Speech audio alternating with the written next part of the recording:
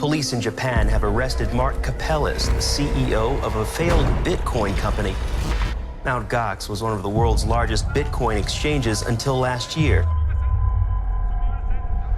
It lost millions worth of Bitcoins, leaving angry investors without their money.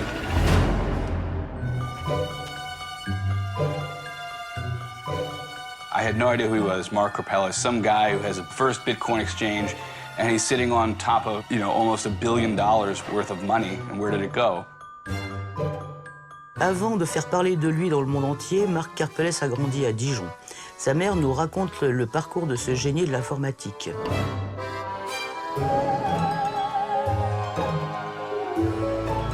Mon ambition, c'est de devenir maître du monde, mais je pense que je ne suis pas le seul. This whole burgeoning ecosystem and technology was essentially entirely dependent on this, 20-something French guy sitting there in Tokyo, with his cat.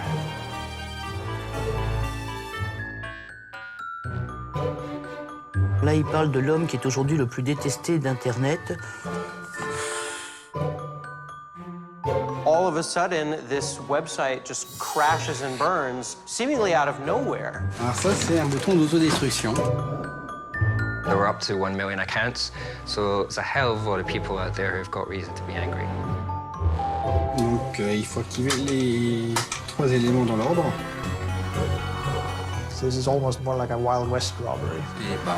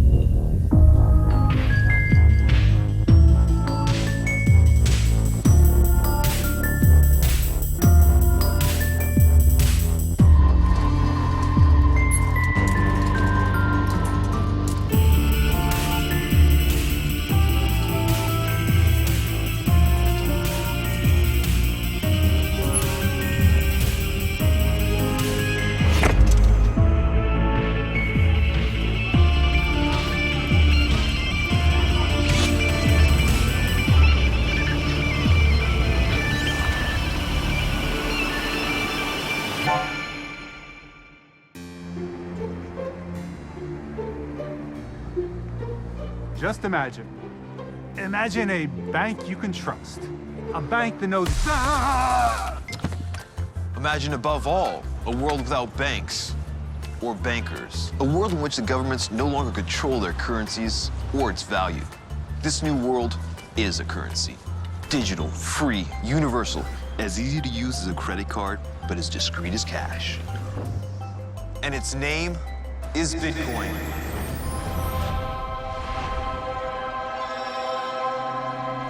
Are you ready to bypass the system? In 2008, this was a period of financial crisis. The system almost failed again. But the central banks came to the rescue, printed trillions of dollars to bail out the banking systems and all the large mortgage holders. There were bailouts all over the world. It created this whole new desire to have a financial system that existed outside the bounds of Wall Street, outside the bounds of central banks. There was this desire to kind of return money back to the people.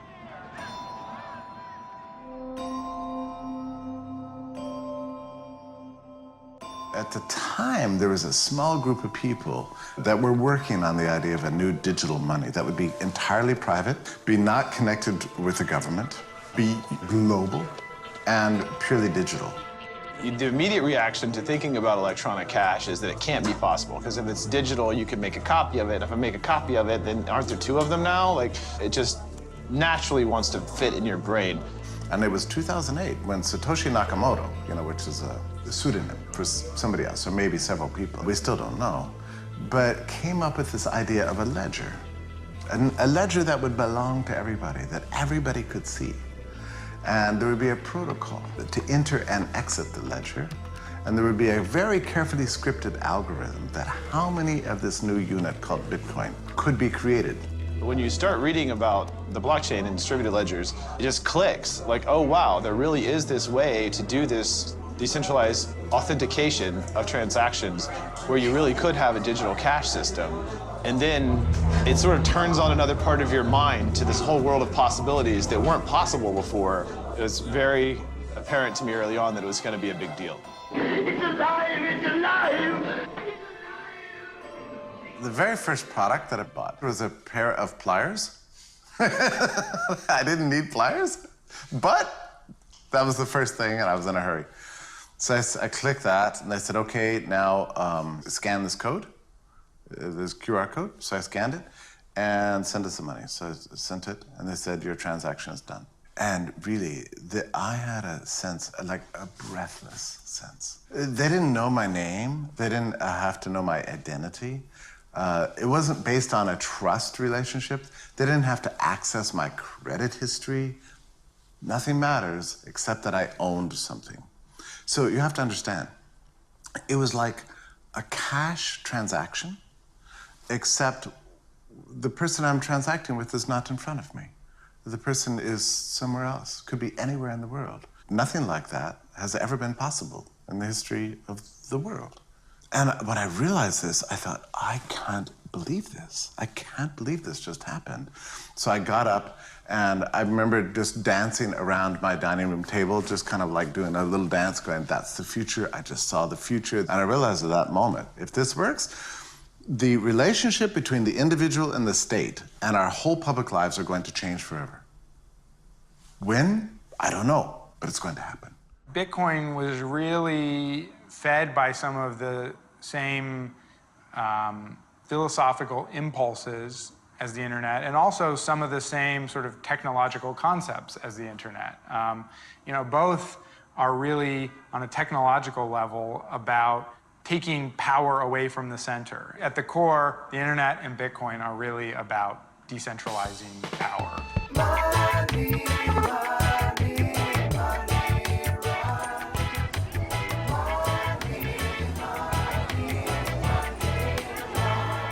Un des slogans du mouvement cyberpunk d'il y a très longtemps, qui imagine un avenir assez sombre, c'est « Information wants to be free ».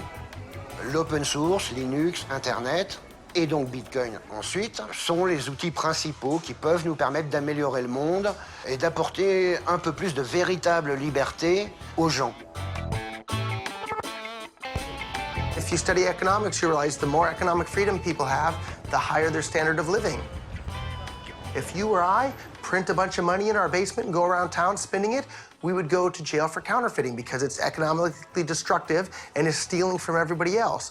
When governments do the exact same thing, when they print a bunch of money, it doesn't change what it is. It's stealing, and it's wrong for the exact same reason. And as a voluntarist and a libertarian, I have a huge, huge problem with that. So the invention of Bitcoin strips that power away from every single government in the entire planet to do that. Je ne suis pas anarchiste, il ne s'agit pas de supprimer totalement l'État. L'État est quand même utile. Mais je pense que si le peuple reprend le contrôle de la monnaie, il est possible qu'on puisse remettre l'État à sa place. Bitcoin could mean different things to different people. One of Bitcoin's strengths is that, you know, it had all these different elements to it, and somebody could be into it because of the political aspect, and somebody could be into it because of the, you know, technological advances that it made, and, you know, everybody could, you know, kind of have their own connection. La seule fois où j'ai vraiment changé le monde, c'est en disant une seule phrase à Marc. Il faut absolument que tu jettes un œil à Bitcoin. Je suis sûr que ça va trop te plaire. Au moment où j'en parle à Marc, Bitcoin, c'était totalement amateur. C'était vraiment un petit truc de geek, de gamin. C'était un jouet, presque. Même si, techniquement, derrière, il y avait quelque chose de génial, le monde qui se construisait autour, c'était presque un jouet, un jeu. C'était pas encore sérieux, c'était pas encore suffisamment sécurisé au niveau des sites web, etc. Certainly, in the first few years, the typical Bitcoiner was a guy who spent most of his life in front of his computer and not a whole lot of time with other humans. But these were people who kind of lived, to one degree or another, sort of in their own world and could inhabit this abstraction, which was this new money. There was no reason to think it would work, and so you had to be a little weird to devote any time to this. J'ai une culture de programmation, mais quand je suis rentré dans le code de Bitcoin, à lire le code, la logique, c'est quand même quelque chose de techniquement très complexe. Peut-être moi j'aurais été capable de tout comprendre, mais j'y aurais passé 1 an ou 2. Marc, a priori, pendant 2 mois, il n'a pas beaucoup parlé sur le chat. Quand il est revenu, il avait tout compris. Donc il a vraiment dû découvrir quelque chose et voir qu'il y avait un avenir, voir que techniquement c'était fiable, sécurisé, utile. I got into economics because I realized the quality of money has a lot to do with the quality of our lives. You get the money wrong, you get everything wrong. With Bitcoin, we have a chance to get the money right. And it can liberate the world. At least 1/3 of humanity is unbanked today. This provides them financial power, access, a chance for a better life for everybody, equally, democratically, all over the world, regardless of race, sex, religion, or nationality. I mean, that's awesome. That's beautiful. That's utopia to me.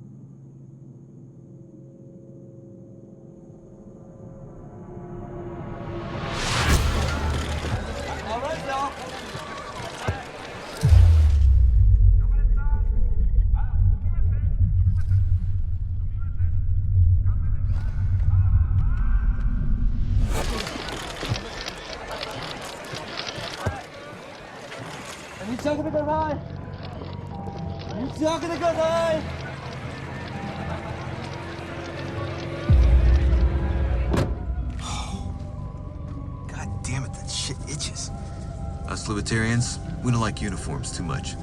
Of course, when Mark bought Mt. Gox, he'd expect to end up 4 years later handcuffed to the back of a cop car. Did you, Mark? Huh? Whatever. Beginning in 2011, Mt. Gox became the first credible internet site to exchange dollars into bitcoins. The thing is, at the time, well, a bitcoin wasn't worth $1, so let's be honest, nobody really gave a fuck. But just a few short months later, the media dragged Bitcoin out of the shadows, and Mt. Gox went from 3,000 to 60,000 clients in just a matter of weeks. And that was the beginning of the glory days. Thought right, Mark? Isn't that right? Mark!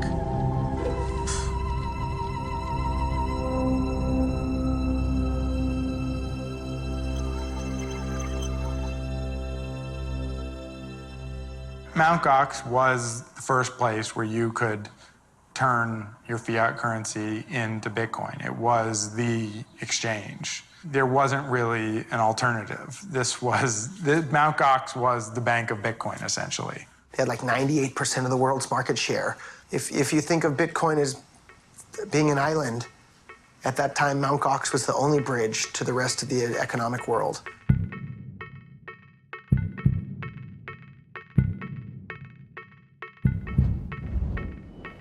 The growth at Mt. Gox was very quick, as we saw, very large increase in users. The first few months after I joined, it started changing, and we were getting a lot more structure and actually overseeing a lot of the business side of the company.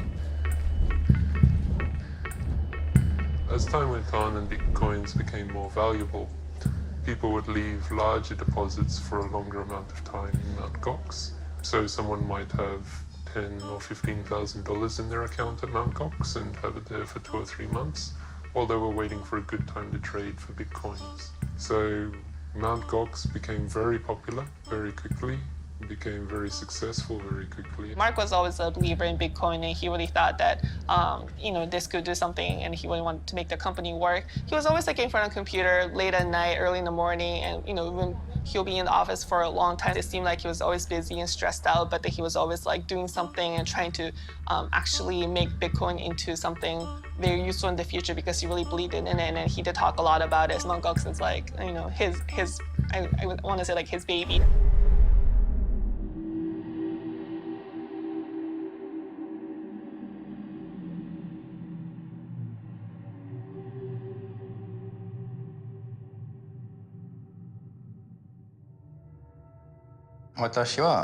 Karpeles マルク・マリロベルと申します。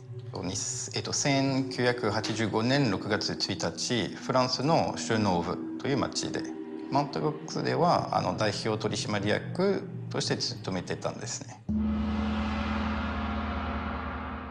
Quand j'ai pris Mt. Gox, on était, je crois, à 2000 ou 3000 comptes clients. En fait, 2 ans après, on a atteint le million de clients. Donc, c'est une évolution qui est assez rapide. Et je pense pas qu'il aurait été possible à qui que ce soit d'imaginer que ça se serait passé comme ça. En fait, Mt. Gox n'est pas vraiment une banque, vu que la fonction de Mt. Gox n'est pas de stocker ou de contenir des comptes où les gens déposent leur argent pour les laisser. Quand quelqu'un dépose, par exemple, de l'argent sur Mt. Gox, c'est dans le but d'acheter des bitcoins pour ensuite les retirer et les utiliser quelque part ou les garder chez lui. Après, je sais pas exactement comment les clients, eux, voyaient ça. Moi, forcément, au niveau de Mt. Gox, le fait de voir autant de bitcoins stockés, déjà, ça m'empêchait de dormir la nuit. J'ai dû mettre en place tout un système de surveillance. Mt. Gox, I think, was trusted as the place that people could manage their Bitcoins, could manage their money. It was the website where everybody wanted to store their Bitcoin. It was the most popular place. Once you become the central bank of Bitcoin, basically, you become a target. Any Bitcoin company was a target for hackers. I mean, this was just digital money that was just sitting there. This was kind of the simplest bounty system in the world where, you know, you got the password, you had the money. Certainly Mt. Gox was the biggest of them all, so it was the biggest target. Si je me souviens bien, on était en moins d'$1 début 2011 et en juin, on était monté à $30. Du coup, des nouveaux besoins sont apparus d'un seul coup. Et en l'occurrence, la première solution qui est présentée, c'était de faire des cold wallets qui sont complètement séparés du système. We started using something called a cold wallet, which means that the bitcoins in the wallet can only be accessed using physical means. Donc pour ça, l'idée c'est d'abord d'acheter un ordinateur au hasard de la boutique, prendre son carton et s'assurer jusqu'à la fin que personne touche à l'intérieur du carton. Il faut aussi une imprimante, s'installer dans une pièce isolée, sortir aussi de l'ordinateur tout ce qui est matériel de communication. On passe à la génération des cold wallets, on met dans une enveloppe scellée.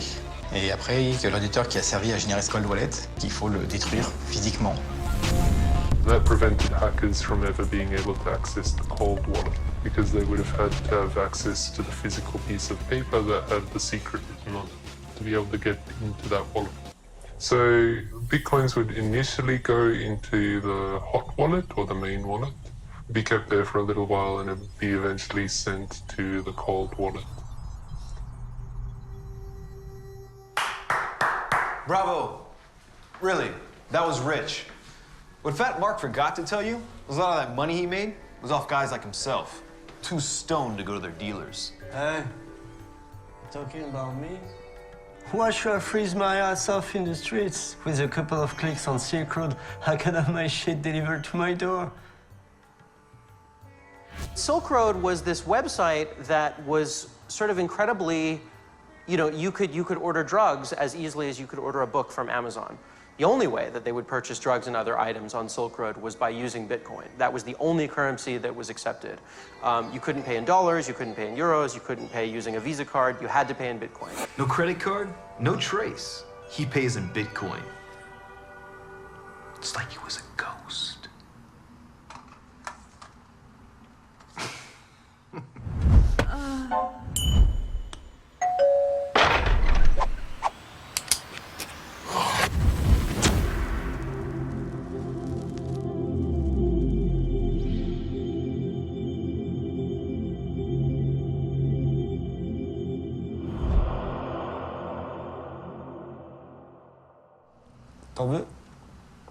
No, thanks.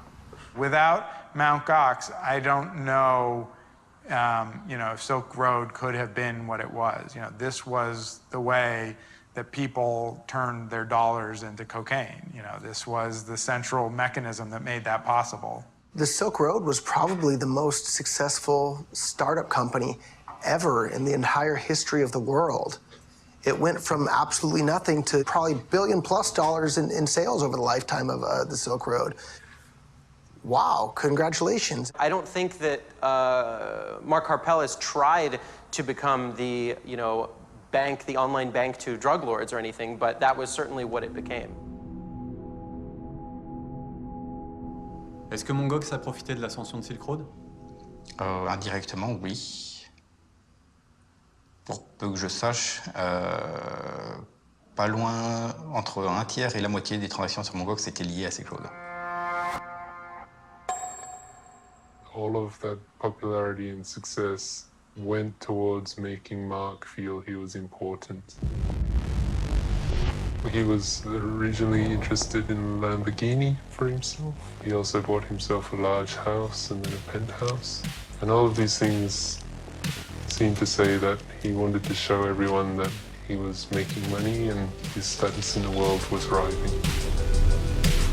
As that sort of thing started happening more and more, many of us started becoming uncomfortable, and Mark replied that his grandmother owns a castle in Austria and said that if we can't trust him, then there's nothing more for him to talk with us about.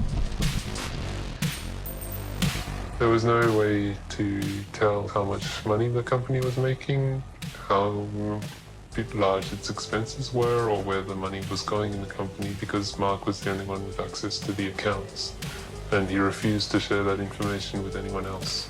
He always thought that Bitcoin, because it wasn't a real currency, none of the laws really applied to it.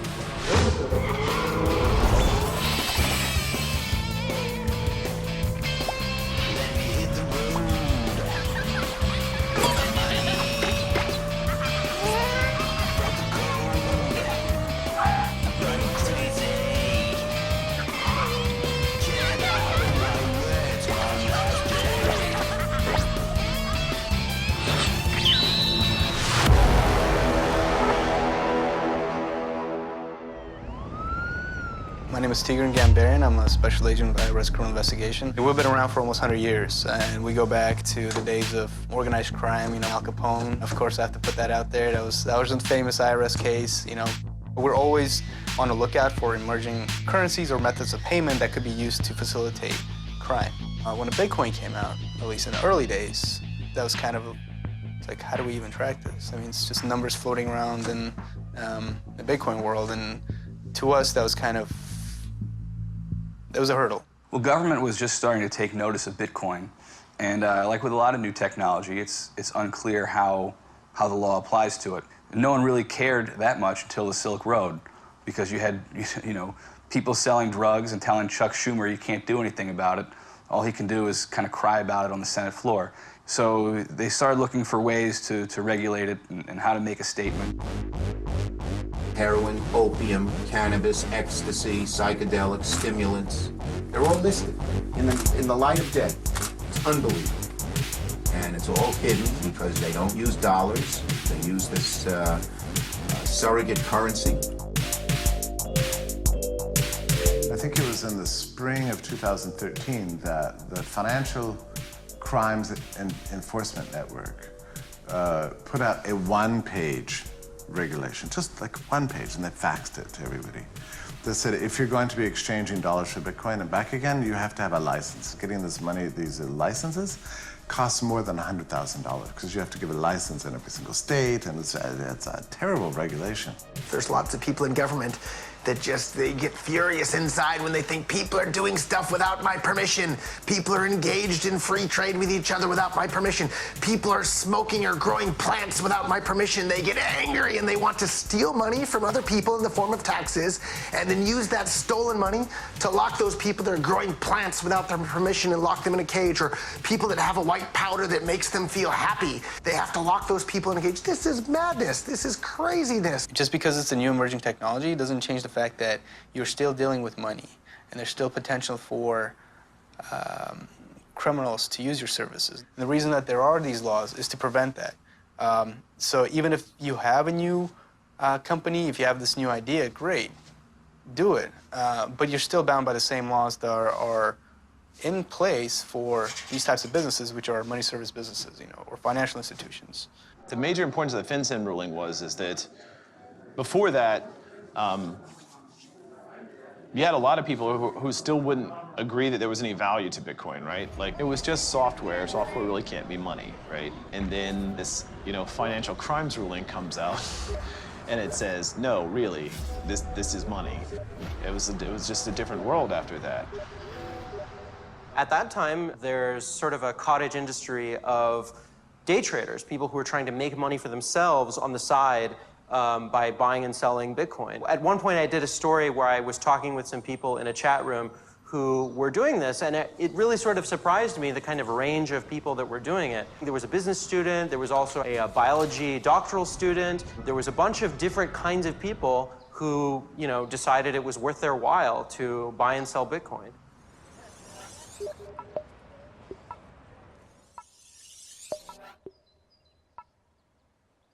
That's when real Silicon Valley firms, Andreessen Horowitz, Union Square Ventures in New York, started to make their first investments in this space. There was a lot of hype in the media amongst journalists, trying to figure out what Bitcoin was. So, I thought, this is definitely exciting. This is definitely something I want to be part of. And since Mt. Gox was the largest player in the world, I thought, what a great opportunity to get involved, with that Bitcoin movement at the time. For creatives, this is a dream come true. You have a company that's ostensibly flush with money, who has a huge customer base in a market that's just beginning to explode, has no brand, really. Everything needs to be updated. I mean, this is a dream come true. It was just heaven. It was actually quite exciting to be a part of this. When I spoke to people in Japan and abroad that we were working on the Gox account and working with Bitcoin, everyone was just fascinated. It was really amazing how much interest there was from outside, from these major VCs and hedge fund guys and high net worth individuals in New York, China, all around the world, interested in doing business with us, not necessarily investing in the company, but buying a shit ton of Bitcoin. It was, let's make something that's fucking amazing, that everyone is going to look at and say, well, this is the exchange that we're going to put our faith in. The first thing that we did, we decided that any press communications that came in should go through me. We all agreed on that. I come in, second day, like 9 a.m., first thing, walk in the door, and there is Mark sitting on that blue ball, being interviewed by, I think it was Reuters. And I just walked in and said, what the fuck is going on? What's going on in here? What are you doing? And he said, oh, Mark is being interviewed by Reuters. We just discussed this, not even 24 hours ago. And of course that ended up backfiring spectacularly.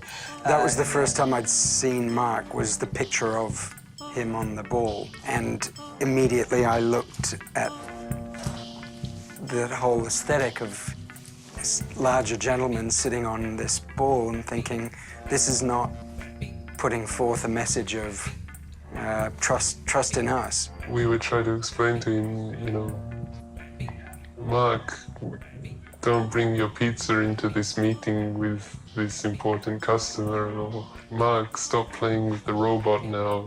It's time to do some work. And he would just ignore you and keep playing with his toy.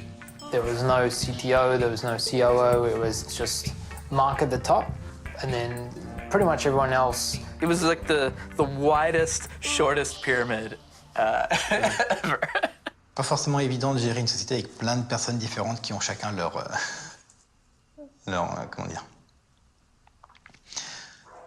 atouts, etc. Et leur manière aussi de comprendre les autres et de communiquer. Moi-même étant pas forcément très doué pour communiquer avec les gens, j'ai essayé de voir comment les gens communiquent entre eux, et c'est extrêmement compliqué. Donc, pour être manager, c'est pas évident, quoi. Non, c'est pas évident du tout. Gérer des humains, c'est beaucoup plus compliqué que de gérer des serveurs. Franchement. My first, official full-time day at Mt. Gox was quite interesting as well. I remember arriving, and then it was sort of one of the executives just plonked a bunch of papers on my desk and said, okay, we're involved in like several sort of legal issues right now. Can you like read these documents and summarize them for us? And at the time I remember thinking, legal issues, number one, and number two, like, shouldn't this be given to the lawyer? People crying, people not knowing what's going on, people backstabbing in there, people who would come and go, the guy with the big swirly scarf around, these stories about Neil throwing stuff at the walls and shouting matches, and all of the stuff that was going on there. Every day, it's like, you walk in there and you're like, I can't believe, like, this. Oh, we banned that phrase. We just thought this is the cream on the top. That chaos, we just thought, no one's going to keep their job here. I felt eventually we'll just be replaced. They'll grow so big, they'll need a global agency to handle everything that they're doing, but this will be a great story. Ignorance is bliss. A bliss so complete it makes you forget your obligations. Obligations like, compliance with U.S. government regulations. I need that chair, buddy. Excuse me. Just a few weeks after the new laws were passed in the States, the government seized $5 million from Mt. Gox's accounts. Now, in and of itself, not a big deal for a company of this size. But little did they know, shit was about to get a whole lot worse.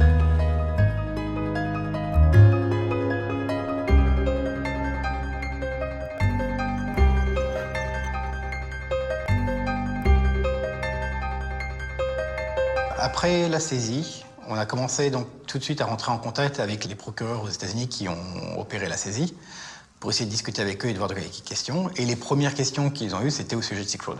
Mt. Gox, and they weren't doing this from the start, they're supposed to take 2 forms of ID, bank account information, all these things to verify who the users are. It makes a good strategy for law enforcement. If you can get everyone roped into this one central database, then you just take that database and go after the criminals. Alors, les négociations qu'on a eues donc avec le DHS et avec les procureurs américains étaient en particulier au sujet de fournir des informations donc, sur Silk Road et sur les comptes que le DHS pensait liés à Silk Road, en échange donc de nous rendre ces 5 millions de dollars. En ce qui concerne donc tout ce qui est collaboration avec la police, etc., je suis, disons, pas particulièrement libertarien ni rien du tout. De mon côté, j'ai jamais vraiment eu de problème. C'est pas vraiment le cas. Disons plutôt que j'ai jamais vraiment eu d'opposition au système de police, etc. Donc, je ne vois pas de raison de ne pas coopérer. Following the Department of Homeland Security investigation and the seizure of our accounts in the US, Japanese banking partners freaked out. I remember seeing the executives from the banks visiting our office more and more frequently, and then over time they imposed limits, in terms of the amount of transactions we could do with them per day, in terms of the currencies that we could actually be dealing with, and which eventually enabled us to survive as a business only on enabling like transfers in Japanese yen domestically. And when you consider that more than like 95% of our customers at the time weren't based in Japan and weren't transacting in Japanese yen, this is a major, major blow to how we could operate. The only way to send people money was from the post office. That was it. On planifiait nos virements, donc on commandait auprès de Museo la somme en liquide, et le jour venu, on récupérait le liquide. Donc on se retrouvait avec entre 20 et 70 millions de yens en liquide. Ça fait entre 200 et 700 000 euros. Donc on prenait nos petits sacs, bien lourds, remplis de liquide, et on remontait la rue, direction opposée à Shibuya, jusqu'à la poste. Mark, to his credit, busted his ass trying to send money to people. People did get withdrawals, just real slow. We wanted to communicate and say the banks are screwing us, but we couldn't say that, right? Because then the bank could easily just shut down all of our accounts and we would be screwed. We wouldn't have any banking partner in Japan. Our hands were kind of tied in many situations where we wanted to communicate. I was concerned when there started being fiat withdrawal delays at Mt. Gox, so I agreed to make a video for them, and I wrote the words myself. I read my own script, and I chose my words very, very carefully. And even to this day, everything I said in that video is true. I regret having made it for them. I'm Roger Veer, longtime Bitcoin advocate and investor. Today, I'm at the Mt. Gox World Headquarters in Tokyo, Japan. I had a nice chat with Mt. Gox CEO Mark Karpeles about their current situation. I saw that he had over $100 million in their bank account. That's a lot of money. And then he showed me a letter from the same bank that all that money was held in, and that letter from the same bank told them that they're allowed to send 10 international wires per day, and they're allowed to send about the equivalent of $1 million domestically per day. Obviously, that's not enough for a business of Mt. Gox's size to keep up with the demands of their customers. I'm sure that all the current withdrawal problems at Mt. Gox are being caused by the traditional banking system, not because of a lack of liquidity at Mt. Gox. For now, I hope everyone will continue working on Bitcoin projects that will help make the world a better place.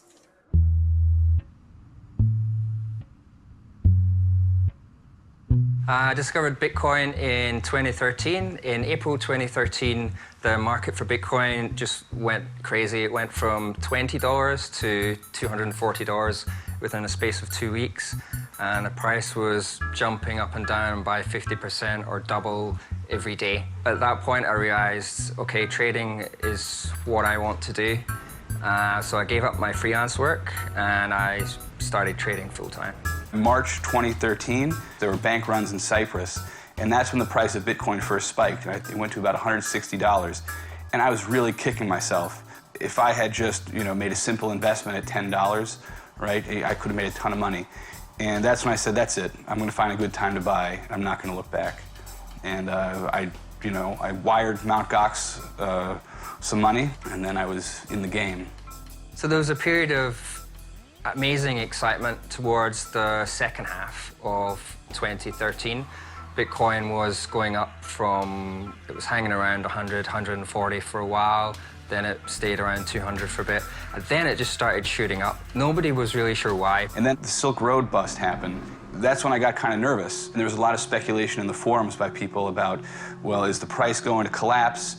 What's going to happen to the volume on the exchange? And I think some people started selling. This was, I believe, the end of October. And I just held.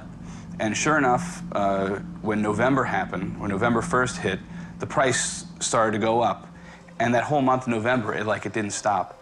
And I had held the whole time, and I just kept holding. I put my money on Mt. Gox to do some trading. Quickly realized that I had no idea what the hell the market was doing, and I shouldn't be trading. I just held and watched it go up. It was just rising like crazy, so went 120, 240, and it just kept going up and up and up, and suddenly it was at $1,000. I'd be in front of my computer just kind of cheering on the price. It was great. I go to the gym to work out, and I couldn't stop looking at my phone, right, tracking what was happening. It was a wild ride. And so at the end of that month, November, I think the price was around $1,200 or something. I didn't really want to sell my Bitcoins yet, but I wanted to get them back off Mt. Gox after trading. I asked for the coins back, and it was a slow response. It was actually my birthday. I remember it very clearly. I was in Paris in a hotel. I don't know why, but I was thinking I really should withdraw my Bitcoins from Mt. Gox. I went to my computer and started a withdrawal, and I checked an hour later, and they hadn't come out. They told me I needed to verify my account, which they never asked for before when just dealing in Bitcoin. To receive a bank wire, they'd want it. And that's when things started to go downhill.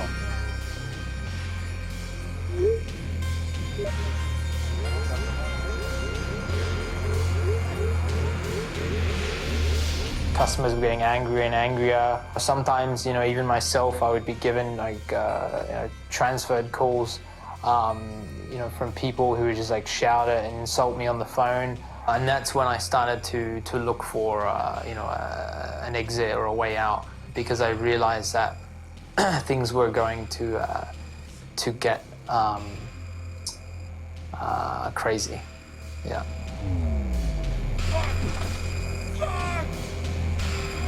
Up until early 2014, Mark had been able to say, I can't get dollars or yen through to you because of these limits that they're imposing on me. But once people couldn't take their Bitcoins out, that pointed to a much more fundamental problem, because if he had the Bitcoins, he could have sent them immediately. And a couple of days later, I woke up and I already knew I had to go there. I think my mind had decided while I was asleep, you must go to Japan.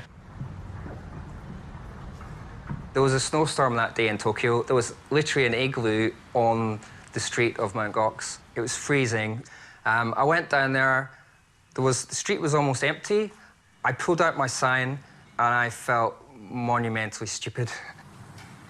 And then Karpeles suddenly starts walking up the street. The journalists start scrambling to get their video cameras out. And then I try and stop Karpeles to talk to him. He has clearly no interest in talking to me. Okay, I came all the way from London, to try and get my Bitcoins from you to find out what's happening. No problem if you can. You can't do anything right now. He started launching into the standard response. Oh, sorry, that is not possible. There are technical problems. But of course, as a techie, I knew that that a technical problem wouldn't stop them giving Bitcoins back. So do you still have the Bitcoin? Do you still have everyone's Bitcoin? He was pretty concerned about that question. Eventually, he pushed past, got into the building, and said, "Don't come inside." That was one. I don't expect their company's going to last much longer. I think it's about to collapse. And I expect that no one's going to get their money back, but we'll see. By that time, I just left Tokyo, actually, and had relocated back to Hong Kong. This was in early February 2014. And I remember a friend of mine who was aware of what was going on with Mt. Gox called me directly and said, remove like any mention of Mt. Gox from your LinkedIn profile. And then I asked him, like, okay, why? He said, like, just don't ask any questions. Just do it. Mt. Gox unexpectedly shut down today. One of the world's biggest Bitcoin exchanges has filed for bankruptcy. Faillite retentissante du système d'échange de Bitcoins. La plataforma de la moneda virtual Bitcoin Mt. Gox se declara en quiebra. The scale of it was just so absurd. Mt. Gox. Mt. Gox, hundreds of millions of pounds, and prompting the sharp fall in the value of the currency. I felt like I had been punched in the stomach, and I couldn't believe that. Que es posible que haya sufrido el robo de todos los bitcoins que gestionaba a causa de un ataque informático. What the fuck? Like, what do you mean that there's like no Bitcoin? What do you mean that we're missing this many Bitcoin? How could you lose 800,000 Bitcoin? T'as un coffre principal dans une banque. Généralement, quand tu l'ouvres, tu t'attends à trouver une montagne d'or, et puis là, t'as juste 3 grammes de sable dans un coin. C'est pas... Il y a un problème, quoi. You can't lose all of them before you notice. That just seemed absolutely insane. If he had said, like, oh, we lost a few $1 million, like, you lost a few $1 million? Are you kidding me? Now, tell someone that you just lost, like, $800 million. $1 billion. Like, at the peak, it was $1 billion, isn't well over it now, and see how they react.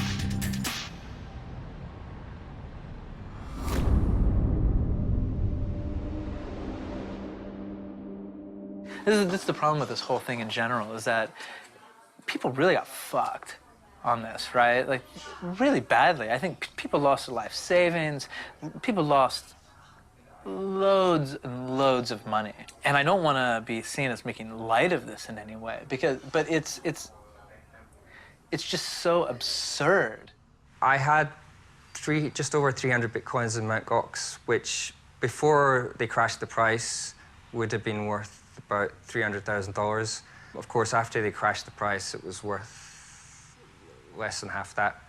At the time that the bankruptcy announcement was made, I had been traveling around with some journalists, and we stopped around the Mt. Gox office, and they heard word from some of their fellow journalists that there was a big announcement about to be made. At his press conference in Japan, I think he was wearing a dark suit, and I remember there being a lot of microphones, and the thing that I took away from it was him bowing a lot, and which I guess is customary in Japanese business culture. If you make a mistake, that you kind of make a big kind of public showing of saying you're sorry and apologizing.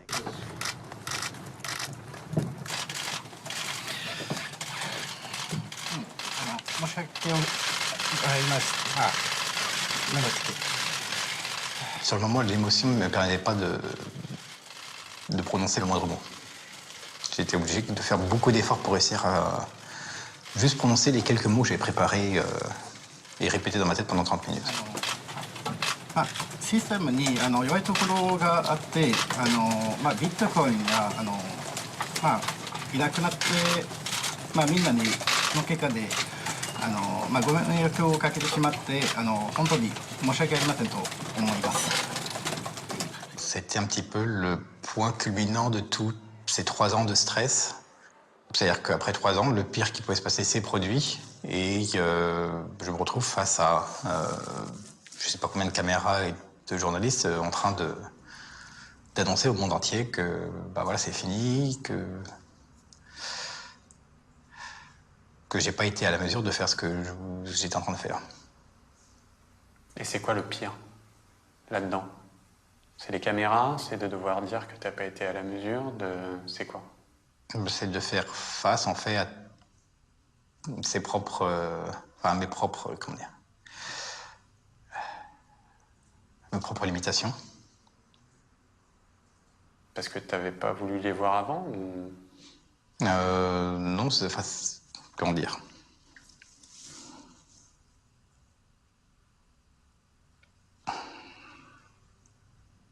Je sais pas exactement comment... Mais... If people really want to know what happened, like what's the real story behind it? Well, we are working on it, but anyway, in the meantime, we are sorry for the troubles caused by this. After the crash, the Bitcoin, let's say, ecosystem took a major hit in terms of respectability, public perception. Even like for me personally, I thought, okay, well, Bitcoin is dead. Like, there's no way that any governments or banks will tolerate something like this happening again. There's no insurance in Bitcoin. There's no government backing for Bitcoin. And obviously, you know, early on, that was the whole allure of this thing, was there's no government meddling in this. But as soon as there were losses, people realized, oh, there's also no government to back this up. When I get my Bitcoin stolen, they're gone. That's it. That's the end.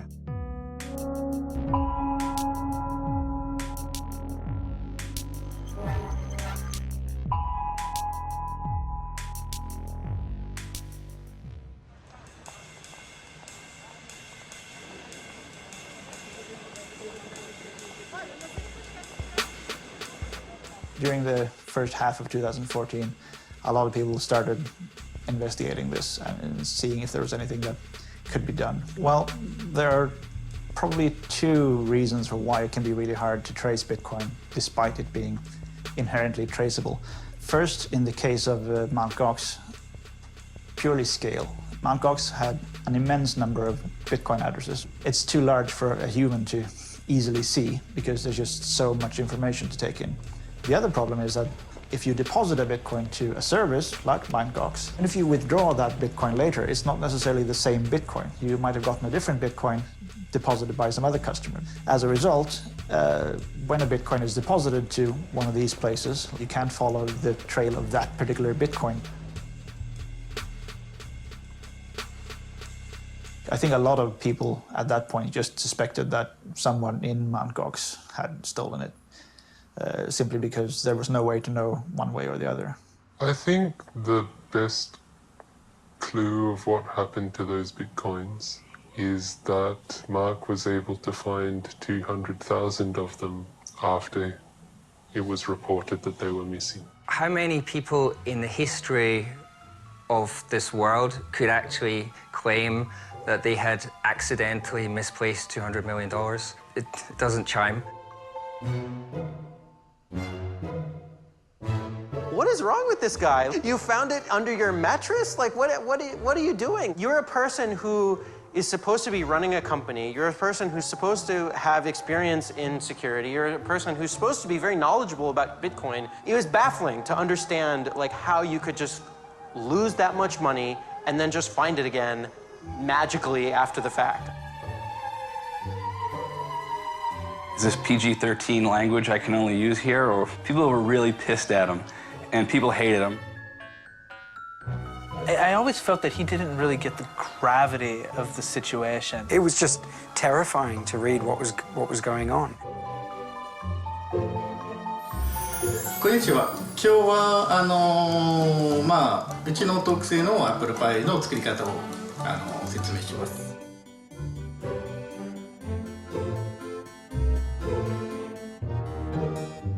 The question everyone wanted to know is, where are the Bitcoins? What happened to them? And at some point, he went onto Twitter and he started tweeting about things like, oh, the sunrise in Tokyo was nice today. Everyone was still in limbo, waiting for him to say what had happened to this $500 million. And he's talking about the weather in Tokyo. 今このまま1時間2時間ぐらいそれるの待たないといけないんですけど、とっても。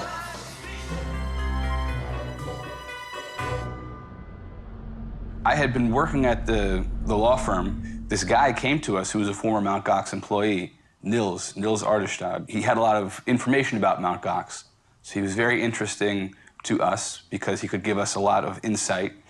And if Mark had done something criminal, he was going to, be a good source to help us learn about it and help us prove it.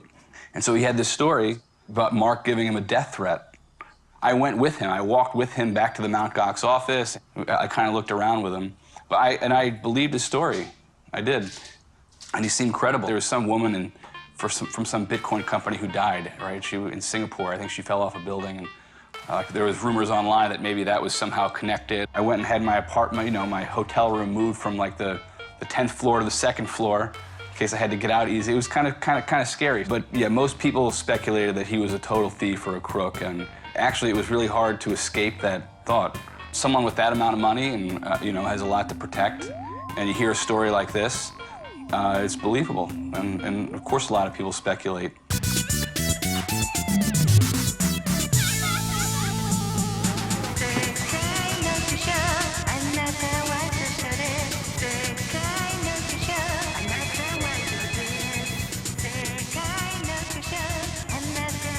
De 僕たちはこいつ怪しいんじゃないかと。我々週刊誌だけでなくテレビも含めた、かなりの数の報道機関が彼の家の周りを取り囲むようにして、何社もいた状況だったので、彼も家の中から一歩も出ないっていうコンクラベみたいな状況にはなってたんです。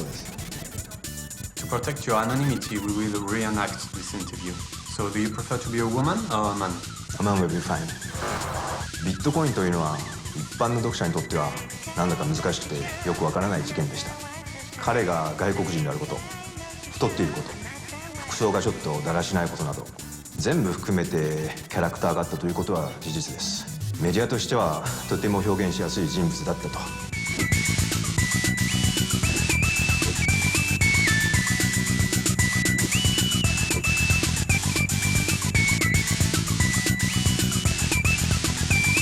すごく家賃が高い、渋谷の高級マンションに住んでたとか、彼の趣味みたいなところをフューチャーした記事です。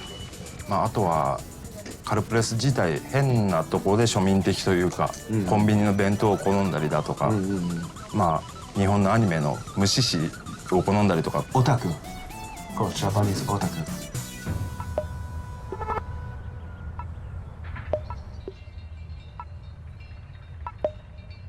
Oh, ben regardez, petit rond bébé. Je peux faire glisser là? Ah oui, bien sûr, je vous dis, il n'y a vraiment rien de secret. Bon, on parle de nos chats, on parle un peu de deux, trois choses, mais vraiment rien, il n'y a rien de secret, quoi. Il y a même pas grand-chose, il n'y a même rien d'intime. Nous avons une correspondance à base de photos de chats absolument incroyables. Vous voyez, il y a les photos de Tibane, il y a tout. Donc là, c'est le nouvel appartement. Puis il y a Julia aussi. Il y a Tibane et il y a Julia. Julia? C'est l'autre chatte. C'est un autre chat. Puis je lui avais envoyé aussi la recette des flûtes fribourgeoises.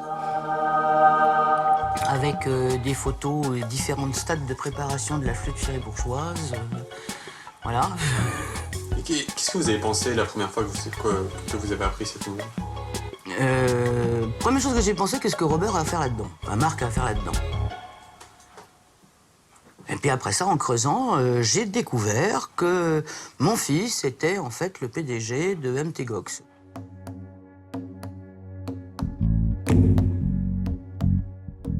I have been in contact with Mark Karpeles a few times, but our conversations have been very brief. Sometimes when I've asked him direct questions, he hasn't responded at all or has responded in a very elusive way.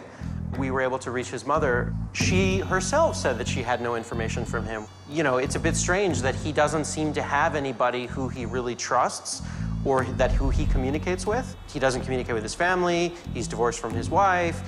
He doesn't seem to have any allies, as far as I can tell.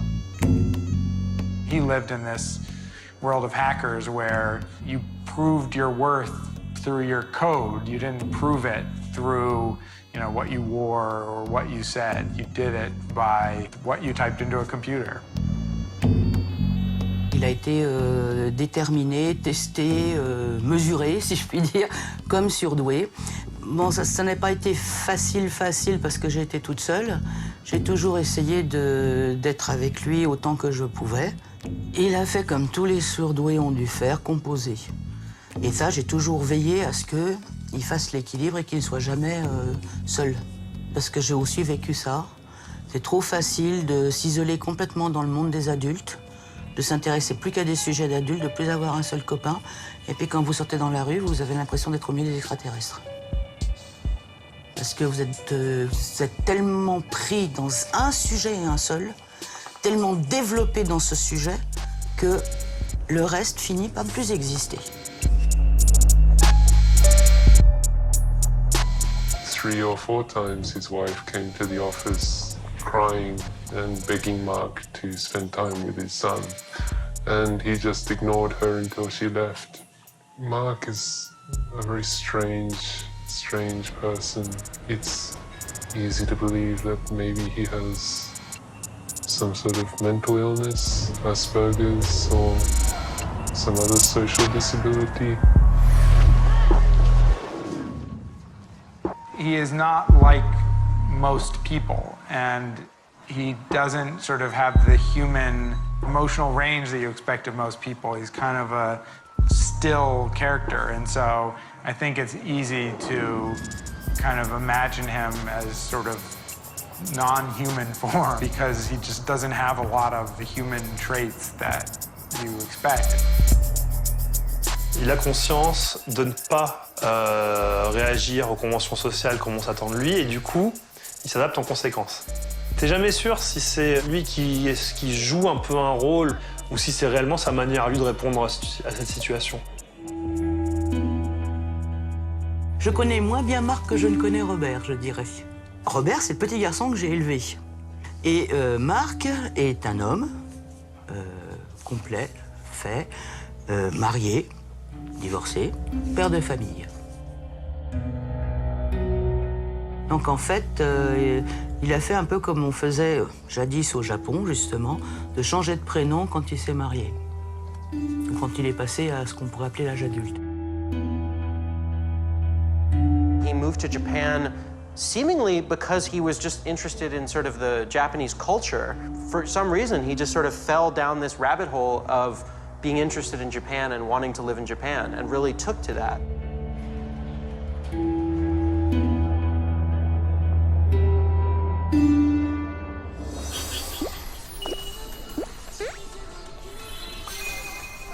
Karpelesさん知ってますよ。お弁当気に入ってくれて毎日いらっしゃって本当の日本人ですね。優しい子ですよ。私のマキコとも仲が良くてね。あ、マキコ、マークさん優しいよね。I think Mark loved Japan, but I think Mark was still in the, you know, everything is sparkly and shiny in Japan is a wonderful phase of his life. Oh.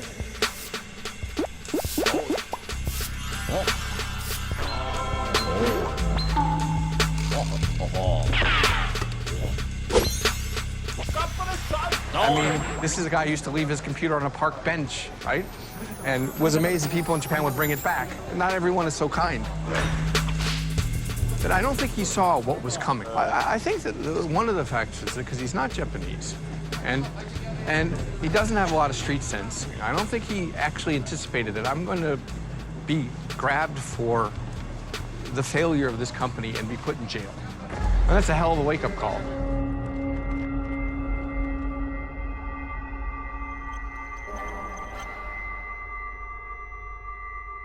Alors d'abord, ils m'ont téléphoné, je crois que c'était vers 5h30 du matin, pour me prévenir qu'ils arrivaient d'ici 20 minutes, une demi-heure. Donc je leur ai dit de prendre leur temps, le temps que je me douche.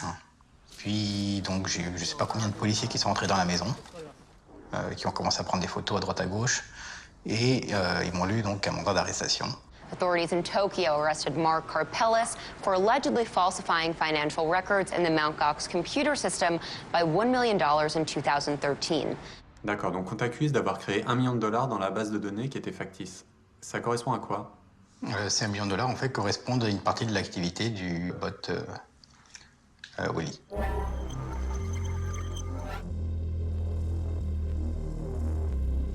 警察の審査が始まる前に一部の人たちがウィリーボットというのを見つけて審査リポートを書いたんです。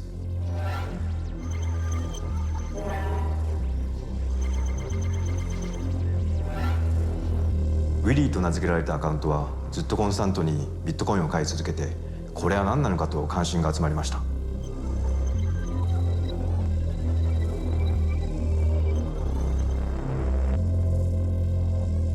このウィリーボットというアカウントがビットコインがどんどんなくなったことの主犯だと僕も考えていますし、警察も考えています。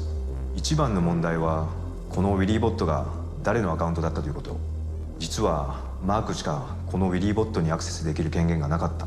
警察がこれに気づいたのがマークを犯人だとする決め手でした。 Yes, indeed, there's strong evidence that this was indeed a bot running at Mt. Gox and doing these trades. And furthermore, he was running without any real money backing it. So definitely fraudulent. This was clearly a very interesting phenomenon, a very suspicious phenomenon, and a strong candidate for what could have happened to the Bitcoins. But if you look at the later parts of Willy, in 2014, it suddenly flips around, and instead of fraudulently buying lots and lots of Bitcoins, it seems to be just selling them back to the same Bitcoin market and roughly the same amount that it initially bought. It would sort of cancel each other out, or at the very least, it made us think that maybe this isn't the whole answer, maybe there's something else. 650万のビットコインがなくなった責任はマークにあります。彼が逮捕されないことはありえないでしょう。I think it makes for a very gratifying villain in this case. He's slightly odd and quirky. He seems out of place, as here's this normal, socially awkward geek that runs one of the biggest Bitcoin companies ever, should be swimming in money. And of course it makes for a great story if he is also some sort of a master villain that steals all the Bitcoin and makes everyone think someone else did it. So yeah, I think he just makes sense from a narrative point of view that paint him as the villain. It makes perfect sense for a detective story, but maybe not in reality.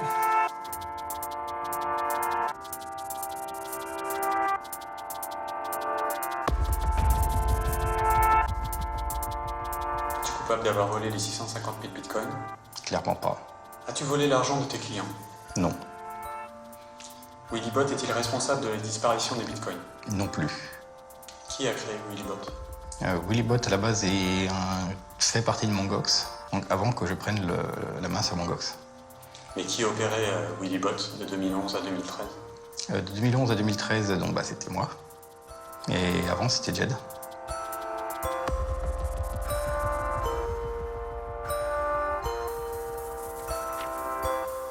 You know, Japan is a wonderful place. The Japanese justice system is fucked up. Japanese prosecutors are not interested in a fair trial. They're not interested in justice. So Karpeles' mistake may have been that he believed the system is about justice. No, it's about finding someone to take the blame and getting them convicted, and then moving on. The police thought that if they arrest him on some charges, that he would confess.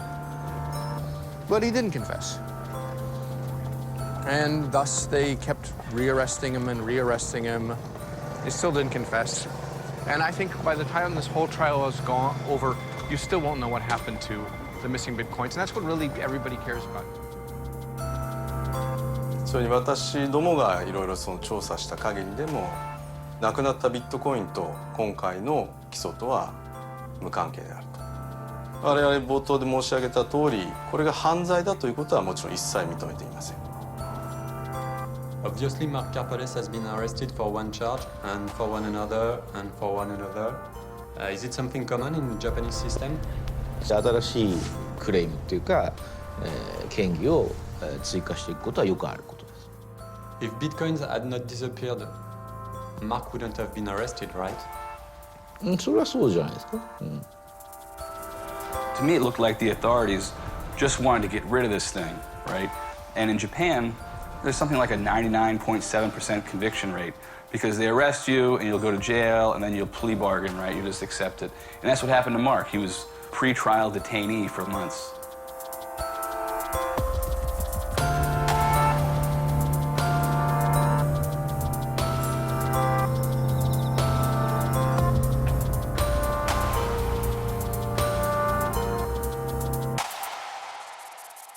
À la base, comme je dis, c'était pas supposé durer aussi longtemps. Enfin, c'est pas supposé. Parce que j'imaginais, 3 semaines de visite pour voir un petit peu comment ça marche dans un commissariat et puis après je peux rentrer chez moi. J'étais donc en mode observation, je regardais les gens autour de moi, je regardais les installations. J'ai même fait des plans du centre de détention. J'ai noté aussi un peu les histoires de toutes les personnes que j'ai rencontrées. Donc c'était pas des vacances, mais c'était, tiens, on va voir, ça va être... Oui, c'est voir une face du Japon que j'avais jamais vue jusqu'à présent. Can you imagine when the police interrogated him? That they probably wanted to go home and commit suicide. Like, it'd be the most frustrating interrogation ever. You know, it's like 23 days detainment in Japan without even having a lawyer or without a phone call or anything. They hold you like 23 days. And so, you know, by the time 23 days comes up, like, they've deprived you of sleep, they've slapped you around. 23 days is way long enough for bruises to heal, for example. And if they could have made him a punching bag every day and he just would have been, it's like stone cold. Like, because he just wouldn't have like reacted to it.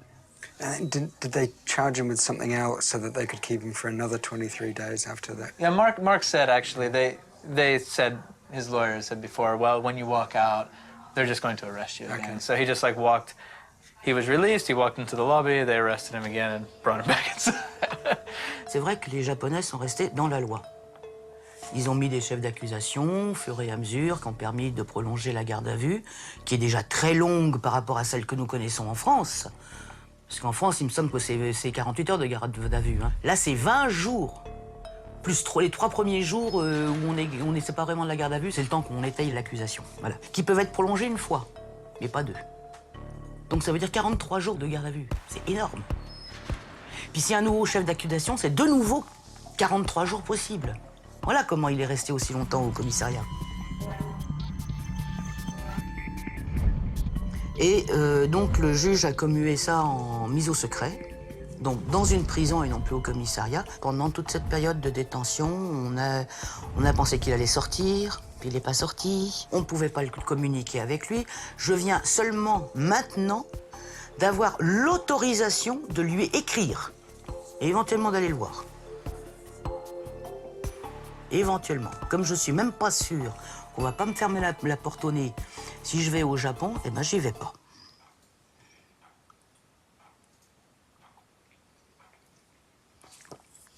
De toute façon, je sais pas très bien ce que je ferai.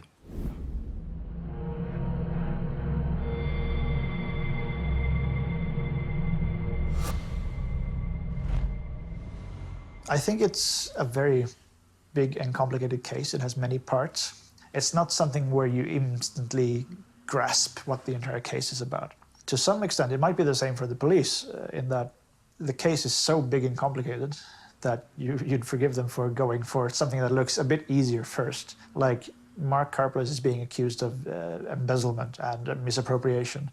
And to the police, these are probably the first things that you would find that you might actually be able to prosecute him for, because other parts of the case, like the missing bitcoins, are so big and huge that you would have to invest large resources into investigating them, and you might never find a crime. It might not be who you thought it was, for example, and then that amount of time would be wasted. So from their point of view, you would go for the low-hanging fruit first. 日本の検察は一般的に何を訴えるかっていうのを決めるのは検察官なんですね。だからその全ての例えば疑いが10あったら10の中から訴えやすいっていうと言い方があれですけども、その立証が可能なものを例えば1とか2を選んでやるので。I was really concerned that there would be a real risk that this might not be investigated thoroughly because there might not be the necessary expertise in the correct place in the police, or they might not be able to find the right people because it might require some on-the-street skills, and you might need to know the right people to hear this or that rumor, or just purely a question of technical expertise. That's when we sort of decided that no, we have to look at the blockchain, we have to try and match it. Even though it's a huge amount of data, we have to try to attack it somehow. If indeed all the money had been stolen at once, it should have been very easy to discover the transactions through which it moved.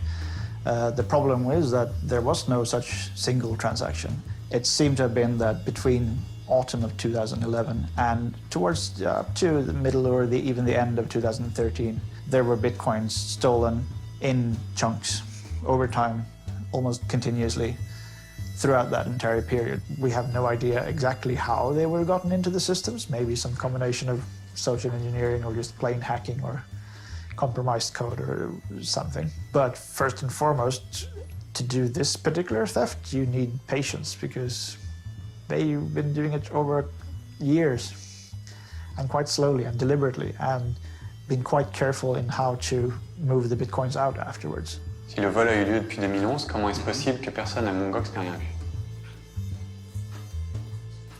C'est une excellente question. Mt. Gox, at several times in the past, distinctly suggested that they had a very strong security system. They had very properly designed cold storage, and this suggested that their security would have been good, and they thought very deeply about these things. But you don't need to steal the cold storage necessarily if you just keep draining the hot wallet. And this works only as long as no one at Mt. Gox is actually monitoring how much money is in the cold storage, how much goes in, how much goes out. Pourquoi ne pas monitorer ce qui rentre dans le cold wallet? Parce que ça voudrait dire qu'on monitorerait les adresses qui font partie du cold wallet. Donc si tu scannes les cold wallets avec un ordinateur qui est branché à Internet pour accéder, enfin pour vérifier combien il y a sur les adresses, du coup tes cold wallets ne sont plus des cold wallets, vu qu'ils passent par un ordinateur qui est connecté. D'accord. Donc en fait, le système que tu mets en place, c'est un système qui est aveugle. C'est en tout cas comme ça qu'on en est arrivé.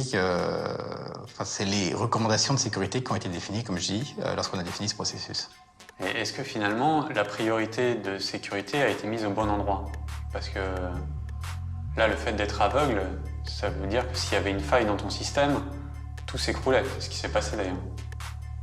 Oui, enfin, une grande partie, oui, mais...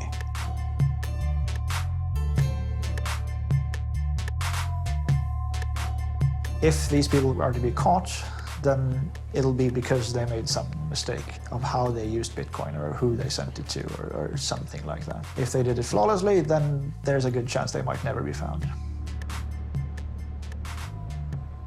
Even if they find the person who's responsible for the collapse of Mt. Gox and the missing funds and the bankruptcy, that doesn't necessarily mean that Mark will go free. The system doesn't want to lose face. They see something clearly went wrong. Someone has to pay some kind of price. So I think right now they're at this point where they're trying to figure out, well, what are we going to do about this? They're buying time. I think they're still trying to build their case.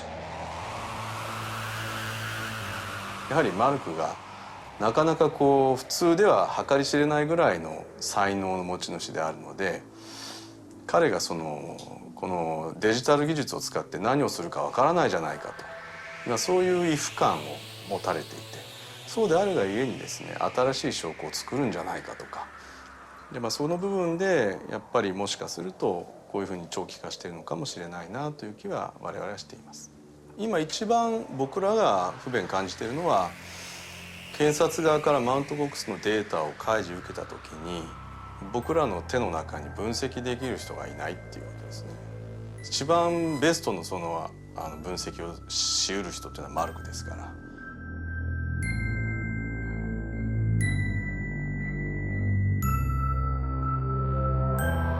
Préparer ma défense en prison, c'était pas évident, surtout au début où je n'avais aucun document sur le procès. Mais après avoir été transféré au centre de détention à Tokyo, j'ai dû recevoir quelque chose comme 15 000 à 20 000 pages. Dans le lot, il y avait une partie importante, ou du moins qui me semble importante, c'est que je suis accusé dans du détournement de fonds sur la base que ce que mon GOX aurait eu comme profit aurait pas suffi à couvrir les dépenses et les pertes.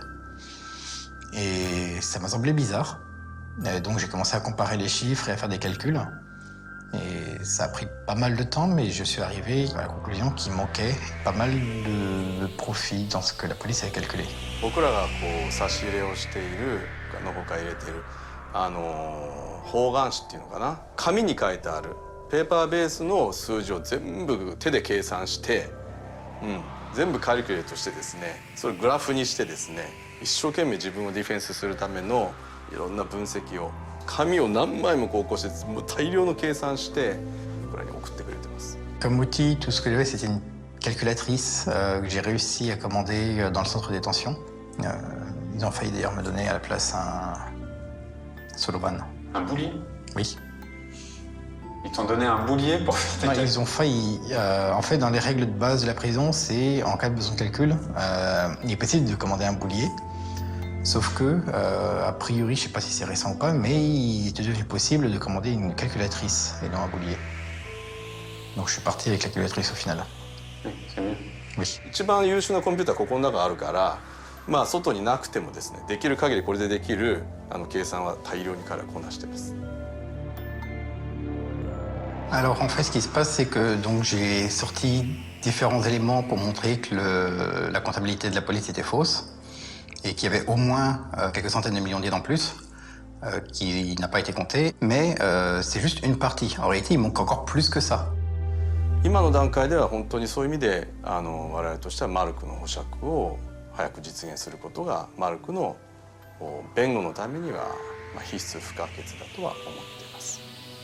Pour que les procureurs puissent gagner de façon sûre, il leur faut que j'ai été capable de me défendre. Et pour que j'ai été capable de me défendre, il faut qu'il n'ait pas fait obstruction à ma défense. En l'occurrence, effectivement, mon GOX, ça c'est 10 millions de transactions, c'est un volume de données énorme. Quelque chose qui n'est clairement pas traitable à la main. Et donc, le fait que les procureurs refusent, par exemple, de me donner l'accès à un ordinateur, pourrait vouloir dire simplement qu'ils m'ont empêché de me défendre correctement. Et auquel cas, l'affaire peut être refaite de zéro. Et ça pourrait les embêter. ビットコイン取引所マウントボックスの元社長マルク・カルプレス被告は今日午後東京拘置所から保釈されました。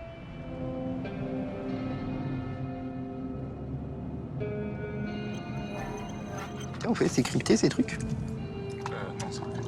Donc c'est-à-dire que n'importe qui avec un récepteur radio peut savoir ce qu'on dit? Sans doute. Alors là, pour le coup, j'en sais rien du tout. Oui, bah, clairement. Hein.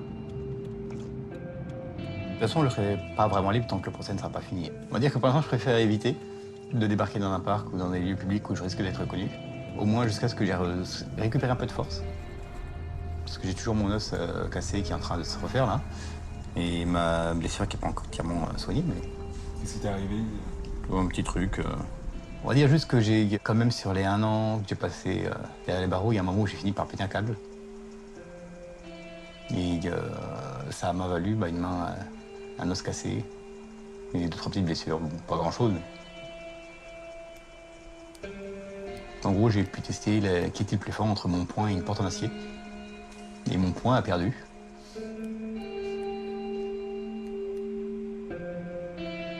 J'imagine que pendant la prison, tu t'es fait un plan de ce que tu allais faire en sortant. Oui, j'ai fait tout un tas de plans en fait. J'avais entre autres un plan d'acheter un vieux bus et de le réaménager en une sorte de camping-car géant avec des panneaux solaires. Et le problème, c'est qu'en fait, vu que je suis libéré sous caution, j'ai une obligation de vivre à une adresse précise et de notifier la cour si je déménage ou si par exemple je pars en vacances. Donc du coup, ça veut dire que si je veux faire ce genre de bus, je pourrais pas l'utiliser avant un certain temps, c'est un peu dommage. Où est-ce que tu as merdé pour en arriver finalement à te prendre un an de tôle Je pense que d'abord, la première chose, c'est lors de l'acquisition de Mongox. L'offre initiale de Mongox, c'est pas d'argent initialement payé, juste 6 mois où on partage moitié-moitié les revenus, et puis après 12% départ. Sur ce coup-là, oui, j'ai complètement... j'aurais dû voir le machin, il est gros comme une maison. Le truc, c'est que ça faisait déjà pas mal de temps que j'aidais Jed sur du développement et d'autres trucs. Donc je me suis pas attendu à ce qu'il me balance une pourriture comme ça dans la gueule. There's a lot of suspects in the collapse of Mt. Gox. And of course, Mark is a great suspect himself.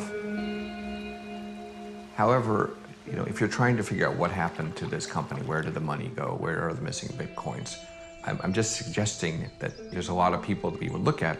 I don't think the police have contacted them, honestly, because it's a pain in the ass.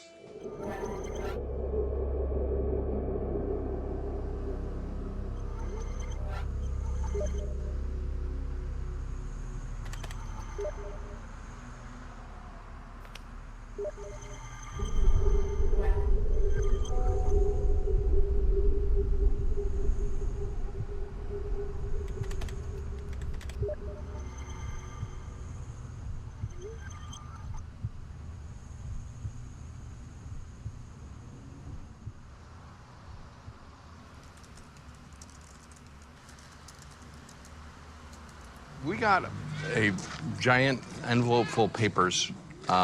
Looked like it had been sent from close to where the police headquarters were, of all these documents relating to Mt. Gox and the buyout and the takeover. And amongst those documents, which was probably like 400 pages, was this back and forth between Mark and Jed, the original owner of Mt. Gox, in which basically Jed is saying, oh, I forgot to tell you that we're missing about 80,000 Bitcoins.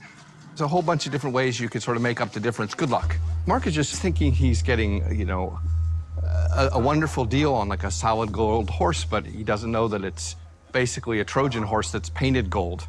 L'offre était vraiment intéressante et il m'a semblé être une mauvaise idée d'enquêter plus et de perdre du temps et de risquer de perdre cette offre. Et du coup, je l'ai directement accepté sans me renseigner et savoir qu'est-ce qui motivait réellement le fait qu'on me propose de reprendre mon Gox sans avoir rien payé de base, enfin avec des conditions qui étaient quand même extrêmement intéressantes. In English, we usually say a fall guy. Someone to take the heat, someone to take the rap. A fall guy, a sacrificial lamb. I mean, there's many ways you could say it. It's like, oh, I got this company. It's really indebted. If I don't get myself out of this hole, it could be a real problem. Oh, but here's this guy who wants it. So if he signs up and takes it on, he takes on all the debt too. So it's all Mark's problem. We have tried to reach Jed McCaleb several times. And nobody seems to be able to find Jed. And we know that he's alive, hopefully.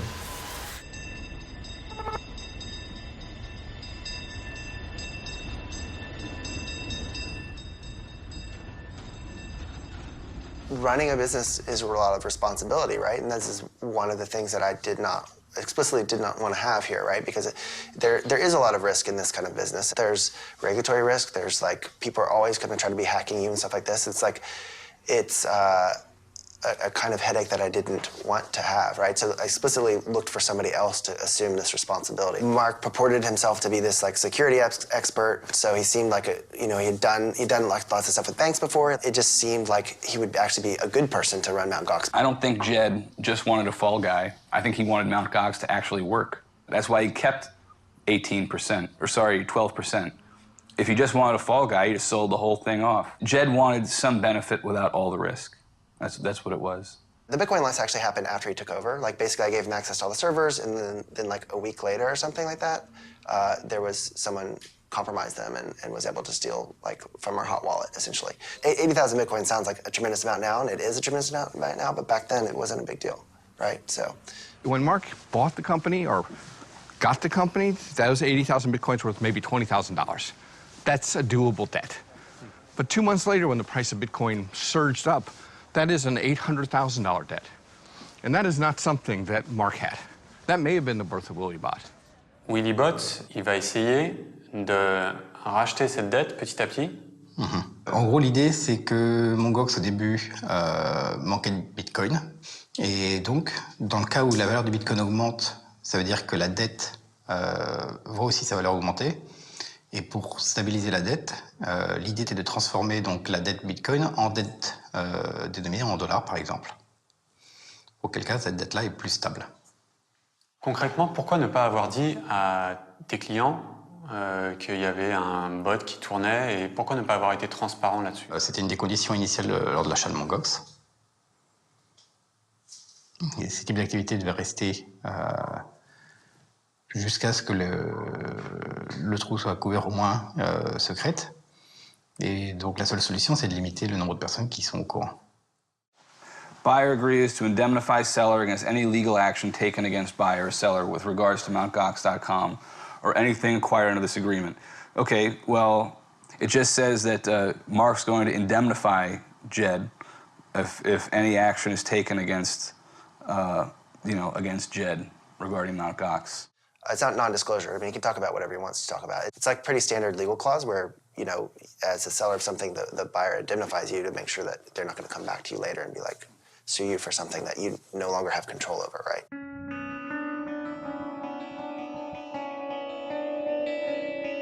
Jed had some real experience in the technology world, running things, building things, and I think that gave him a sense of his own limitations. Run by anyone competent, it would be a billion-dollar business. Like, he totally just screwed it up, right?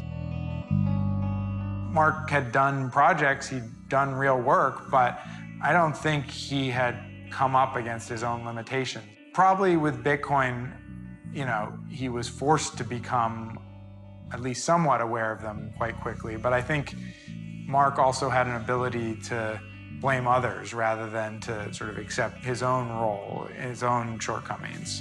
Some people are good at running a business, some people are good at coding, some people are good at writing, people have different strengths, right? And it's unfair to expect someone to be able to do all of it, but it's not unfair to realize where your weaknesses are and try to find people that can help you fill in the gaps, right? And I think that's part of being successful is knowing where you need help and you should get people to come help you with, right? Mark knew, he learned, I think, pretty quickly in the first few months that it was a lemon and what the problems were.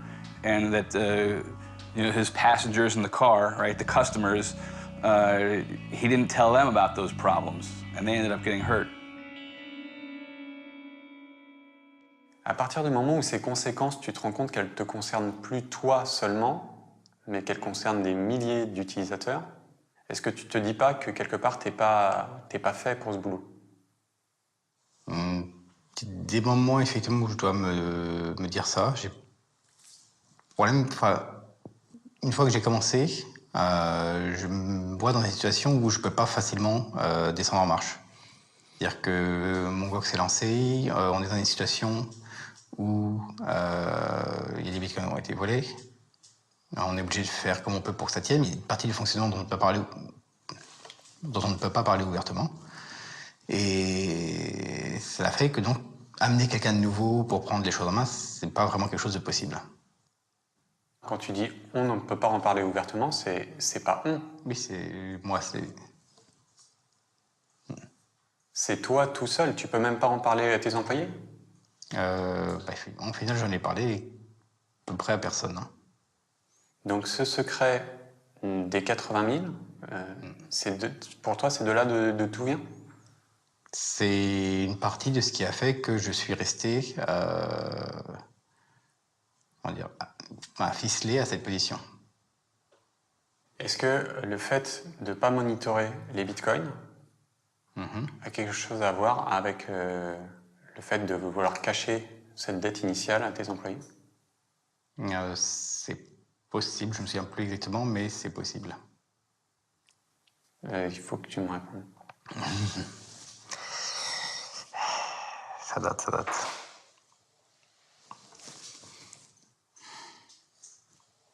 Même si on avait gardé les comptes du Bitcoin, je ne pense pas que ça aurait été rendu public, même au sein de la boîte.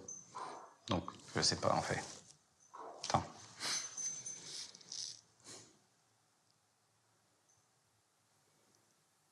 Est-ce que tu crées un système aveugle pour ne pas avoir à dire à tout le monde qu'il manque des bitcoins? C'est... Je ne sais pas si c'est conscient ou inconscient, mais c'est fort possible.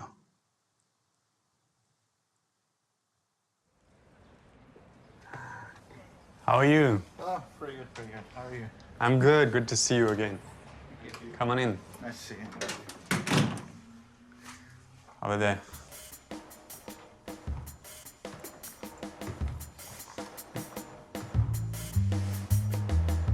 Mt. Gox may have been the most high-profile and devastating incident of its kind when it came crashing down in early 2014, declaring that hundreds of thousands of customer bitcoins worth nearly $500 million had gone missing.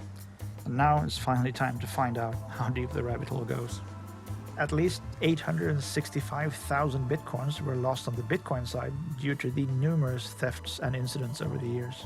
The single by far most damaging act occurred on September 11, 2011, when hackers who had penetrated the main server silently made a copy of the hot wallet private keys. At least 630,000 bitcoins were taken out through these private keys. If you imagine making a small hole in the wall of the bank vault, and it's enough to get your arm in, and you can grab any coins that you can reach. What happened was that throughout Mt. Gox's history over the next few years, enough funds passed through this hole, or within reach of the hackers, that they were able to take all of it until there was literally nothing left. The typical pattern is that the coins are sent from the compromised private keys, and they're sent from those addresses into a new address controlled by the thief. A big majority of all the funds goes to the BTC exchange. Not only is it funded with coins stolen from Mt. Gox, but also coins stolen from other exchanges. As seen in the corner of the graph, other thefts flow into the same network of money laundering. There's stolen coins from Bitcoinica, there's stolen coins from Bitfloor, all moving into the same group. It's possible to connect a lot of this activity to accounts, but of course the hard part would be to then connect that to an actual real-life person, and more to the point, being able to do something with that information. That's not the job of an independent analyst like me. All I can do is dig up the forensic evidence that I can, and then I pass that information along to people who might be able to make a difference with it. Did your investigation have been related to the Mt. Gox case? I can't really talk about that right now. It's a hacker group with a connected money laundering. What is your personal view on the Mt. Gox case, and especially the potential theft of 650,000 bitcoins? I can't talk about that. And all signs point to Russia as far as I'm concerned. Do you think we'll ever find the guys who've done this? I can't talk about that. So what did you know that you didn't tell us? Who shot JFK?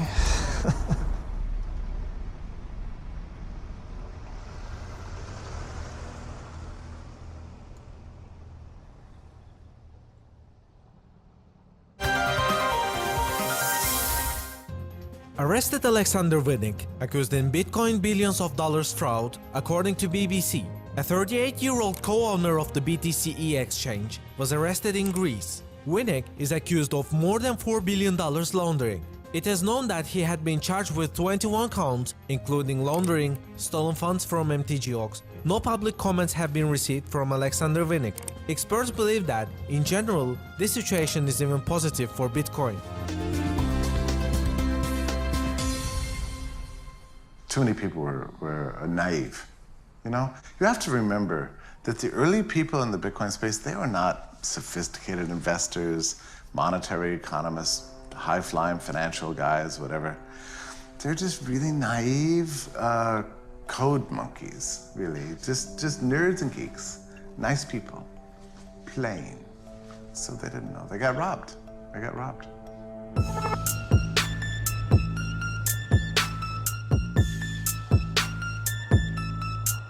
There are companies that do business in Bitcoin. They have conferences, they have meetings, they wear suits. They exist, I think, in the way that any other tech startup exists. And lots of companies are trying to figure out how to integrate Bitcoin into their operations. It has now become pretty much kind of almost background noise to Silicon Valley. So our next speaker isn't too much of an introduction. It's been called Bitcoin Jesus. In the earliest days when I got involved in Bitcoin, 99.9% of the people that were on the first Bitcoin forum there, they all saw the world so similarly to myself and were excited for the same reasons. But this is the next step for Bitcoin. If Bitcoin's gonna grow to influence and change and improve the entire planet, then everybody has to be using it, not just the early libertarians or early computer nerds. We need the businessmen and the bankers, and everybody else has to be involved. We need everybody all together. So change is sad, but it's part of life, too. There are few utopian schemes that manage to survive the real world. And, Bitcoin was no different. Even if it doesn't, fulfill somebody's philosophical beliefs, it works. Bitcoin inherently a bad thing? Is it an evil thing? No. But it can be used for bad things. Everything from terrorist financing to ransomware, hacking, public corruption, drugs, drug trafficking organizations. That's the thing, it's money now. Like as a monetary economist, and even as a technological enthusiast, what you would really like is for something as wonderful as Bitcoin to be handed to humanity like on a cloud. Just coming in, here is your gift, and everybody will start using it, But that's not the way it happens. It has to enter in through financial markets and become economically viable, meaning that it has to pass through this weird stage where people are testing things and buying it and selling it. Every technology does this. It was the same with railroads, back in the 19th century. There were all kinds of scams, bankruptcies, injuries, accidents, terrible things happen. But at the end of the day, we've got railroads, and that's awesome.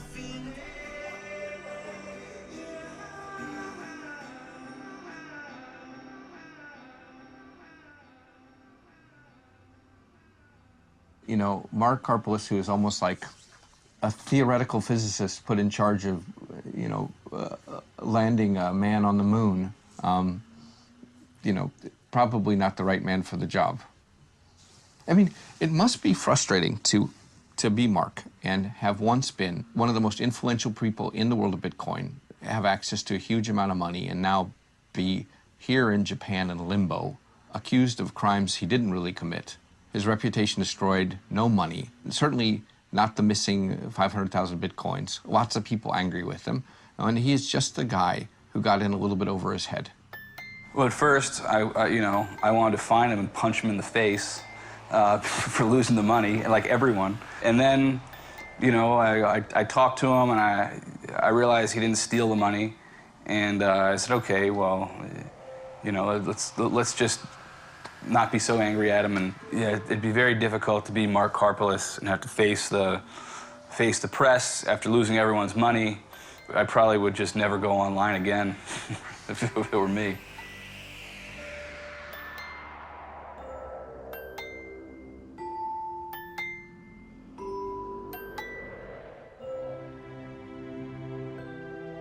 J'ai été libéré d'un gros poids d'une certaine façon avec la disparition de mon GOX. Mais j'ai toujours cette histoire de procès en cours, mais j'ai aussi un certain nombre de devoirs envers les clients qui étaient clients de mon GOX. Toute cette affaire, c'était beaucoup de remise en question et c'était aussi un grand coup dans mon ego professionnel d'avoir été hacké, d'avoir manqué, d'avoir vu ça pendant des années, d'avoir au final commis un certain nombre d'erreurs qui ont amené à cette situation. Dans le sens que ce qui s'est passé, c'était clairement un manque de compétences de ma part. Après, on peut m'accuser de pas mal de choses. Mais d'avoir volé des bitcoins, non. Enfin voilà, c'est... Est-ce que tu apprends de tes erreurs ou pas? J'apprends, oui. Enfin, en tout cas, j'ai l'intention... c'est mon intention d'apprendre de mes erreurs. Après, je sais pas, je me vois pas de l'extérieur. Je suis moi, donc j'ai une certaine limite dans ce que je peux voir. Je sais pas si ce que j'apprends et la façon dont j'adapte mon comportement est adéquate ou pas. Certaines personnes qui nous ont dit qu'ils ne seraient pas étonnés si tu étais atteint du syndrome d'Asperger. Tu vois ce que c'est le syndrome d'Asperger? Oui, je connais ce que c'est, mais... Est-ce que ça te parle ou est-ce que tu trouves que c'est fantasmagorique ou... C'est pas impossible, je dirais. Quand j'étais jeune, c'était pas trop à la mode de faire ce genre de dépistage. Mais c'est, comme je dis, c'est pas impossible. Quand je regarde sur le net, entre autres les personnes qui ont ce genre de soucis, je vois pas mal de points communs aussi. En général, les gens qui sont victimes de ce syndrome, ils ont du mal à regarder dans les yeux. Toi, tu regardes très bien dans les yeux. Oui, j'ai beaucoup appris aussi par moi-même à compenser ce genre de soucis. Si je me souviens bien, je crois que c'est quand j'étais au collège, j'ai dû me faire engueuler là-dessus, plusieurs fois. Et du coup, j'ai pris l'habitude d'essayer de me forcer à regarder, donc n'importe quel point sur le visage, le nez ou autre chose. Et en pratiquant ça pendant pas mal d'années, ça devient une habitude. Donc là, tu regardes mon nez? Là, je regarde en fait le coin de ton œil droit. C'est-à-dire que j'ai passé 30 ans à vivre avec moi. Et du coup, j'ai développé un certain nombre de méthodes et d'habitudes pour me faire passer pour un humain. Et ça marche beaucoup plus facilement au Japon qu'en France. Parce que par exemple en France, quand tu fais par exemple la bise à quelqu'un, tu fais 2, 3, 4 fois, ça dépend, et tu vis dans le nord, dans le sud, c'est... Alors qu'au Japon, par exemple, tu fais un bonjour, ça marche partout. C'est moins stressant. Ça prend beaucoup de place dans ta vie au quotidien, ce réajustement permanent à l'autre? Un petit peu. Ça dépend de la situation, ça dépend de pas mal de choses. Si tu veux un exemple, par exemple, là on est en train de parler, on est assis à une table. Je passe peut-être 20-25% de mon conscient à réfléchir à ce que je dois faire avec mes mains. Est-ce que je les mets comme ça? Est-ce que je les mets comme ça? Fermer les mains, c'est un signe psychologique qu'on est fermé, donc non, il faut pas. Mettre les mains sous la table, ma grand-mère, elle dit il faut pas, donc non. Enfin, Mais c'est une volonté de contrôle, alors? Et c'est... Je passe mon temps à y réfléchir. C'est-à-dire, si je laisse mes mains comme ça, au bout d'un certain temps, je me dis, est-ce que ça va pas être pas naturel de pas du tout bouger les mains? Donc pareil, je regarde aussi ce que tu fais et je t'imite. Tu veux un stylo? Pas besoin, mais...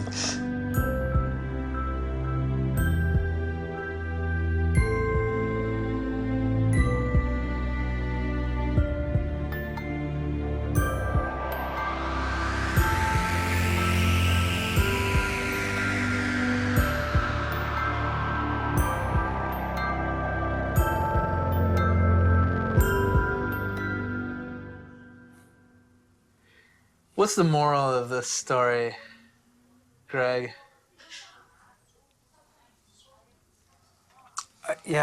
Look, I'm not sure what the moral is here, apart from if you're selling a product, make sure you've got that product before you tell everybody we're open for business.